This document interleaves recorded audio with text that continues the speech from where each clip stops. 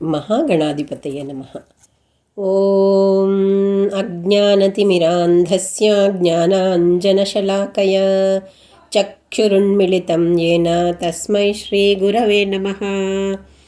ಜ್ಞಾನವೆಂಬ ದಿವಿಟಿಗೆಯನ್ನು ಬೆಳಗಿಸಿ ಅಜ್ಞಾನವೆಂಬ ಅಂಧಕಾರದಿಂದ ಕುರುಡನಾಗಿದ್ದ ನನ್ನ ಕಣ್ಣುಗಳನ್ನು ತೆರೆಸಿದ ಗುರುದೇವರಿಗೆ ನನ್ನ ಗೌರವಪೂರ್ವಕ ನಮನೆಗಳು. ಶ್ರೀಮದ್ ಭಗವದ್ಗೀತೆ ಅಧ್ಯಾಯ 8 ತಾರಕ ಬ್ರಹ್ಮಯೋಗದಿಂದ ಮತ್ತಷ್ಟು ಶ್ಲೋಕಗಳು ಮತ್ತು ಅದರ ಅರ್ಥ. ಶ್ಲೋಕ 19.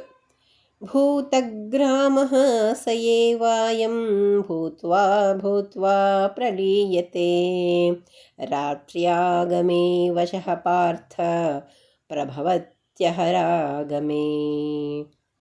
ಅರ್ಥ: ಹೇ ಪಾರ್ಥ, ಎಲ್ಲ ಜೀವಿಗಳು ಮತ್ತೆ ಮತ್ತೆ ಜನ್ಮ ತಾಳುತ್ತವೆ. ಬ್ರಹ್ಮನ ರಾತ್ರಿಯು ಸಮೀಪಿಸುತ್ತಿದ್ದ ಹಾಗೆ ಅವೆಲ್ಲವೂ ಮತ್ತೊಮ್ಮೆ ನನ್ನಲ್ಲಿ ಲೀನವಾಗುತ್ತವೆ ಮತ್ತು ಬ್ರಹ್ಮನ ದಿನದ ಆಗಮನದೊಂದಿಗೆ ಮತ್ತೊಮ್ಮೆ ಜನ್ಮ ತಾಳುತ್ತವೆ. ಶ್ಲೋಕ 20. ಪರಸ್ತಾಸ್ಮಾತ್ತು ಭಾವೋನ್ಯೋ ವ್ಯಕ್ತೋ ವ್ಯಕ್ತಾತ್ ಸನಾತನಃ ಯಃ ಸ ಸರ್ವೇಷು ಭೂತೇಷು ನಶ್ಯತ್ಸು ನ ವಿನಶ್ಯತಿ. ಅರ್ಥ: ಆದಾಗ್ಯೂ ಈ ಸ್ಥಿತಿಯನ್ನು ಮೀರಿದ ಇನ್ನೊಂದು ಅವ್ಯಕ್ತ ನೆಲೆಯಿದೆ. ಅದು ಶಾಶ್ವತವಾದುದು ಮತ್ತು ಇತರ ಜೀವಿಗಳೆಲ್ಲ ಅಳಿದಾಗಲೂ ಅಳಿಯದೇ ಉಳಿಯುವಂತಹುದು. ಶ್ಲೋಕ 21.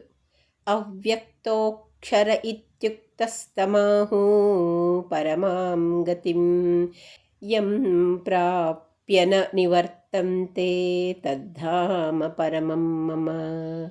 ಅರ್ಥ: ಇದು ಅವ್ಯಕ್ತವಾದುದು, ನಿತ್ಯವಾದುದು ಎಂದು ಹೇಳಲಾಗಿದೆ ಮತ್ತು ಕಟ್ಟಕಡೆಯ ಗಮ್ಯ ಎಂದು ಘೋಷಿಸಲ್ಪಟ್ಟಿದೆ. ಇದನ್ನು ಸೇರಿದವರು ಎಂದಿಗೂ ಹಿಂದಿರುಗುವುದಿಲ್ಲ. ಅದು ನನ್ನ ಪರಮಧಾಮವಾಗಿದೆ. ಶ್ಲೋಕ 22. ಪುರುಷಃ ಸ ಪರಃ ಪಾರ್ಥ ಭಕ್ತ್ಯಾ ಲಭ್ಯಸ್ತ್ವನನ್ಯಯಾ ಯಸ್ಯಾಂತಃ ಸ್ಥಾನಿ ಭೂತಾನಿ ಯೇನ ಸರ್ವಮಿದಂ ತತಂ.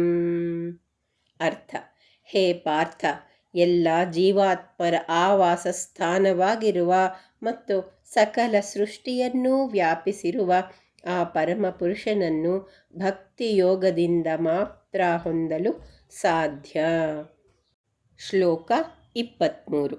ಯತ್ರ ಕಾಲೇ ತ್ವನಾವೃತ್ತಿಮಾವೃತ್ತಿಂ ಚೈವ ಯೋಗಿನಃ ಪ್ರಯಾತಾ ಯಾಂತಿ ತಂ ಕಾಲಂ ವಕ್ಷ್ಯಾಮಿ ಭರತರ್ಷಭ.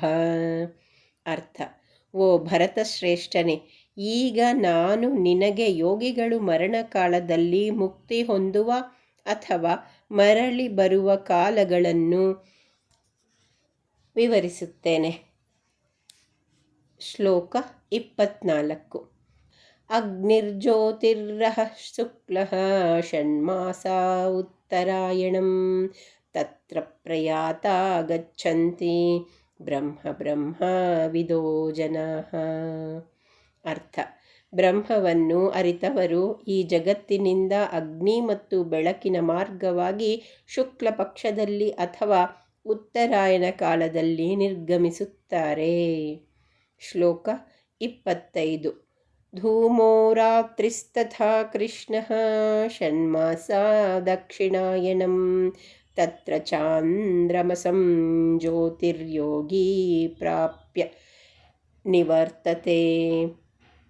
ಅರ್ಥ: ಕತ್ತಲಿನ ಮಾರ್ಗವಾಗಿ ರಾತ್ರಿ ಸಮಯದಲ್ಲಿ ಕೃಷ್ಣ ಪಕ್ಷದಲ್ಲಿ ಅಥವಾ ದಕ್ಷಿಣಾಯನ ಕಾಲದಲ್ಲಿ ಈ ಜಗತ್ತಿನಿಂದ ನಿರ್ಗಮಿಸುವ ಯೋಗಿಯು ಚಂದ್ರನ ದಿವ್ಯ ಲೋಕವನ್ನು ಸೇರುತ್ತಾನೆ, ಆದರೆ ಮತ್ತೆ ಈ ಜಗತ್ತಿಗೆ ಮರಳಿ ಬರುತ್ತಾನೆ. ಶ್ಲೋಕ 26. ಶುಕ್ಲ ಕೃಷ್ಣೇ ಗತೀಹ್ಯೇತೆ ಜಗತಃ ಶಾಶ್ವತೆ ಮತೆ ಏಕಯಾ ಯಾತ್ಯನಾವೃತ್ತಿ ಮನ್ಯಯಾ ವರ್ತತೆ ಪುನಃ. ಅರ್ಥ: ಬೆಳಕಿನ ಮಾರ್ಗ ಮತ್ತು ಕತ್ತಲಿನ ಮಾರ್ಗಗಳೆರಡು ಈ ಜಗತ್ತಿನಲ್ಲಿ ಶಾಶ್ವತ ಎಂದು ಪರಿಗಣಿಸಲ್ಪಟ್ಟಿವೆ.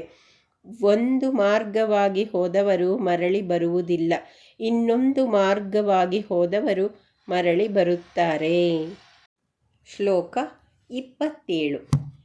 ನೈತೆ ಶ್ರುತಿ ಪಾರ್ಥ ಜಾನನ್ಯೋಗಿ ಮುಹ್ಯತಿ ಕಶ್ಚನ ತಸ್ಮಾತ್ ಸರ್ವೇಷು ಕಾಲೇಷು ಯೋಗಯುಕ್ತೋ ಭವಾರ್ಜುನ. ಅರ್ಥ: ಈ ಎರಡೂ ಮಾರ್ಗಗಳನ್ನು ತಿಳಿದ ಯೋಗಿಯು ಎಂದೂ ವಿಚಲಿತನಾಗುವುದಿಲ್ಲ.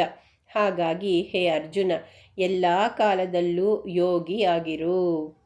ಶ್ಲೋಕ 28. ವೇದೇಷು ಯಜ್ಞೇಷು ತಪಸ್ಸು ಚೈವ ದಾನೇಷು ಯತ್ ಪುಣ್ಯಫಲಂ ಪ್ರದಿಷ್ಟಂ ಅತ್ಯೇತಿ ತತ್ಸರ್ವಮಿದಂ ವಿದಿತ್ವಾ ಯೋಗಿ ಪರಂ ಸ್ಥಾನಮುಪೈತಿ ಚಾದ್ಯಂ.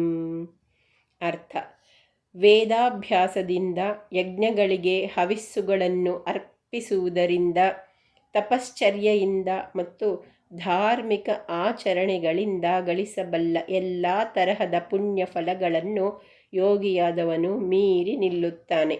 ಆ ಯೋಗಿಯು ಅಳಿವಿಲ್ಲದ ನೆಲೆಯನ್ನು ತಲುಪುತ್ತಾನೆ. ಓಂ ತತ್ಸದಿತಿ ಶ್ರೀಮಹಾಭಾರತೆ ಶತಸಹಸ್ರಾಯಾಂ ಸಂಹಿತಾಯಾಂ ವೈಯಾಸಿಕ್ಯಾಂ ಭೀಷ್ಮಪರ್ವಾಣಿ ಶ್ರೀಮದ್ಭಗವದ್ಗೀತಾಸೂಪನಿಷತ್ಸು ಬ್ರಹ್ಮವಿದ್ಯಾಯಾಂ ಯೋಗಶಾಸ್ತ್ರೇ ಶ್ರೀಕೃಷ್ಣಾರ್ಜುನಸಂವಾದೆ ತಾರಕಬ್ರಹ್ಮಯೋಗೋ ನಾಮ ಅಷ್ಟಮೋಧ್ಯಾಯಃ. ಓಂ ತತ್ಸತ್. ಇಲ್ಲಿಗೆ ಮಹರ್ಷಿ ವ್ಯಾಸರಿಂದ 1,00,000 ಶ್ಲೋಕಗಳ ಮೂಲಕ ರಚಿತವಾದ ಶ್ರೀ ಮಹಾಭಾರತದ ಭೀಷ್ಮ ಪರ್ವದ ಭಾಗವಾದ ದಿವ್ಯಜ್ಞಾನವನ್ನು ಬೋಧಿಸುವ ಶ್ರೀಕೃಷ್ಣಾರ್ಜುನ ಸಂವಾದದ ಯೋಗಶಾಸ್ತ್ರ ಎಂದು ಕರೆಯಲ್ಪಡುವ ಶ್ರೀಮದ್ಭಗವದ್ಗೀತಾ ಉಪನಿಷತ್ತಿನ ತಾರಕ ಬ್ರಹ್ಮಯೋಗ ಎಂಬ 8ನೇ ಅಧ್ಯಾಯವು ಮುಕ್ತಾಯಗೊಳ್ಳುತ್ತದೆ. ಮುಂದಿನ ಭಾಗದಲ್ಲಿ ಶ್ರೀಮದ್ಭಗವದ್ಗೀತೆ ಅಧ್ಯಾಯ 9 ರಾಜಗುಹ್ಯ ಯೋಗದಿಂದ ಶ್ಲೋಕಗಳು ಮತ್ತು ಅದರ ಅರ್ಥ. ಸರ್ವೇ ಜನ ಸುಖಿನೋ ಭವಂತು.